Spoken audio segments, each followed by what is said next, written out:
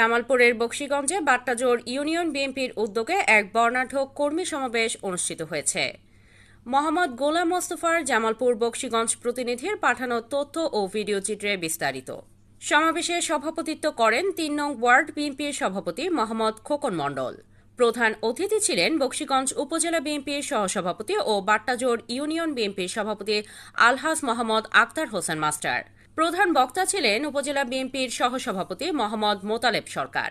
বিশেষ অতিথি হিসেবে উপস্থিত ছিলেন উপজেলা বিএনপির দপ্তর সম্পাদক অধ্যাপক বজলুর রশিদ, সহ কোষাধ্যক্ষ ফরিদ আহমদ, সদস্য মুরাদুজ্জামান মুরাদ, ইউনিয়ন বিএনপির সাধারণ সম্পাদক ও ভারপ্রাপ্ত চেয়ারম্যান মোহাম্মদ লিটন আকন্দ, সাংগঠনিক সম্পাদক আরিফুজ্জামান দুদু মেম্বার সহ অন্যান্য নেতৃবৃন্দ। বক্তারা বলেন, আসন্ন জাতীয় নির্বাচনে বিএনপির সকল নেতাকর্মীকে ঐক্যবদ্ধ হয়ে মাঠে থাকতে হবে। তারা আরও বলেন, বিএনপির ভারপ্রাপ্ত চেয়ারম্যান তারেক রহমানের ঘোষিত ৩১ দফা কর্মসূচি জনগণের ভোটাধিকার পুনরুদ্ধারের রূপরেখা।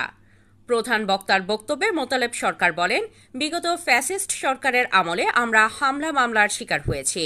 এখন জনগণের ভোটাধিকার ফেরাতে আমাদের সবাইকে ঐক্যবদ্ধভাবে কাজ করতে হবে। তিনি আরও বলেন, বাংলাদেশ জামায়াতে ইসলামী এখন বিএনপির বিরুদ্ধে বিভ্রান্তি ছড়াচ্ছে।